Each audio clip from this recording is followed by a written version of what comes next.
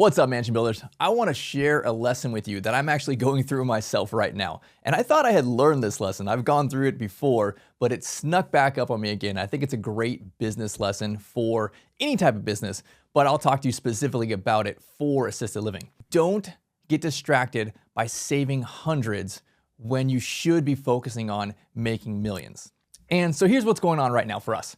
At Platinum Resort, our assisted living, I got an invoice for about $600 for this repair that we need to do. And I've actually put off signing it, right? Because I'm trying to get the price down. I think that, I know we're getting overcharged and it's just kind of shady the way the company is doing it. So it's been almost 2 weeks of delays where I'm trying to do this thing. And instead of just getting it done and saying, okay, let me move on, I've spent my time and energy, my mental focus, like, hey, you know what? This is what's right. I need to get this number here because you're not treating me fairly, kind of thing.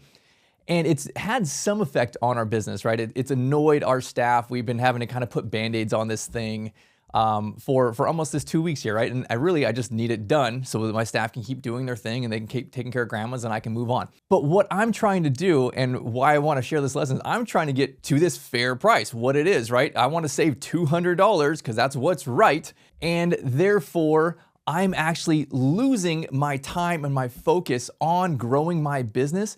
And I'm really distracted and it's not worth it, right? The juice is not worth the squeeze. The $200 that I'm trying to get a fair deal on is costing me hours over the last 2 weeks of my mental time where I'm really should be focusing on how do I make millions? But I'm not. I'm focusing on something so stupid and petty as, hey, you know what? Let me get a fair deal from this, vendor over here. So if you're the owner or the CEO of your company, your main focus, your role is growing the business, right? Focusing on growth. And when you are new and you're not making much money yet, and I've opened several businesses and been in this position. So I focus on expenses, right? You focus on how do I cut these things, right?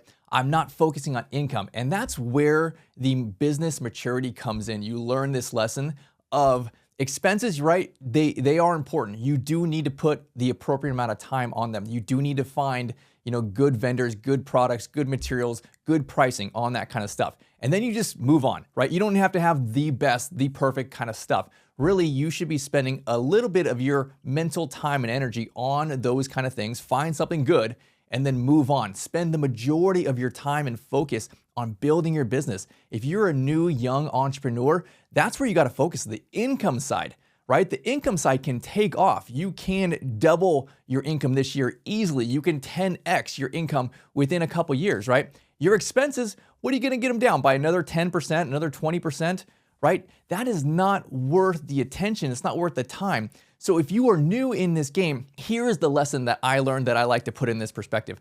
I like to think in decimal places. So what I mean by that is your time and attention as the owner, you should be thinking in bigger deals. Think 2 or 3 decimal places over, right? So in this example, I'm focused on this expense, this invoice that came for $600. What I should be focusing on is 2 to 3 decimal places bigger than that. From $600 to $60,000 or even more, $600,000. That's what I need to be thinking about. How do I make an extra $600,000, right? How do I do a bigger deal? How do I focus my mental time and attention on income? Not small income, big deal structure. How do you do something cool and amazing and grow the business? It is important. You should be looking at these line items and all those kind of things, man. But honestly, 10, 15% of your attention. That's what it goes to. Find something good, cool, check the box. I'm gonna have that over there. Or hire someone to handle those kind of things. But it's not the attention of you as a CEO. And if you're young and fresh, man, you know what? You just gotta spend at least 85, 90% of your attention income, growing the business. Let's get off the ground, right? Otherwise, you'll be stuck in quicksand. You will never get a deal done. So I see this kind of stuff in the assisted living space. People will focus on their pro forma and they'll say, okay, well, you know what? How do I get my food costs down, right? Should I go over to this grocery store over here? Can I get all these prepackaged meals? Can I have it catered and get big enough portions that I can split in half for the grandmas, right? Or do I bring a landscaper on? Do I do it myself?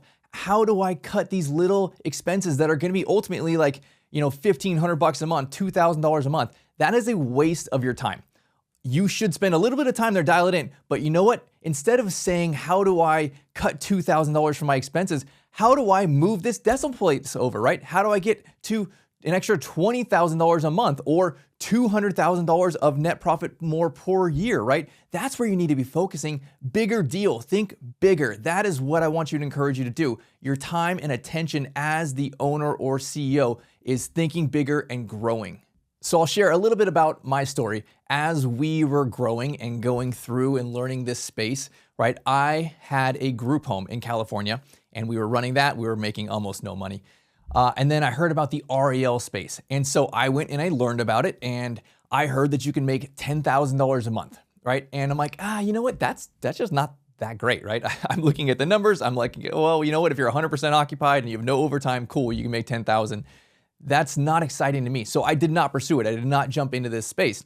I spent the next 2 years really sitting on the sidelines thinking to myself and talking to Laura about this. How do we focus on income? How do we do a bigger deal, right? Instead of $10,000 a month, we developed the model to make $40,000 to $50,000 a month, right? So we built the mansions. We're going from the dinky little RELs, the 6, the 8 beds, to a 16 bed, right? To a purpose-built mansion that has private rooms and private baths. We have the chef, we have the salon, we have all the care you can get at the big smelly facilities brought into our mansion. And then honestly, that's where most of the dinky little RLs, they're missing the service side. And there's so much more income you can bring in by upping the service. So that's what we decided to do. Like, okay, let's develop this model, right? Now we've been consistently making this 40 grand on our Mesa property for almost 5 years. And then it's like, wait, well, how do we grow from there? Again, focusing on income.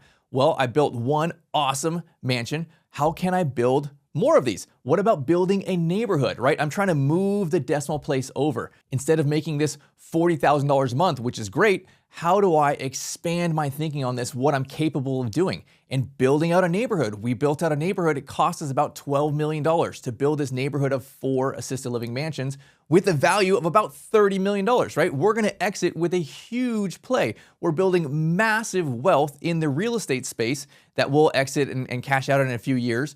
And the cash flow is crazy. The crazy amount of cash flow from this every single year. And so that is our next step that we built out, is how do we go from one to many, right, with this neighborhood? And then I'm like, okay, well, you know what? I got this system. We built all these things out. We've scaled this. We've got all this team that's building this for us. How do we grow further from there? And I'm like, well, you know what, Laura? I personally don't want to build these all over the country. That's a lot, right? But what if we team up with people? And so again, how do I move the decimal place again? How do I think bigger than this? And now our core focus and business model is we partner with about 24 people a year to build these neighborhoods around the country, copying, pasting what we're doing. And this is how I can go from here to here to here and just think in multiples. Every time you're successful and you stabilize yourself and you bring in your team, and then it's, okay, how do I scale next, right? Not just a little bit, not just 10%. How do I move this decimal place? How do I 10x my model and change this and use the same skills that I've had to be able to implement new skills and multiply this by an extra 10 times? And so this is business growth and development, and this is exciting stuff. I really love this kind of stuff because it's so cool what you can do, right? Building these neighborhoods out, being a part of so many different assisted livings that make a massive difference, helping people, helping grandmas and grandpas, and helping entrepreneurs hit their goals. So that's been the lesson I have. Even at this stage now, I'm still focusing on this stupid $600 invoice, right? I just need to let it go. I need to get over it and stop wasting probably 3 or 4 hours of my time trying to get this to be what I think is right and just be what it is, right? Just move on, right? Focus on income, focus on growth. So what are your business goals? How are you trying to think bigger and expand yourself, right? Let me know. Shoot me a comment down below, hit the like button and the subscribe. I want to hear what are your goals, your dreams. That way I can give you a shout out.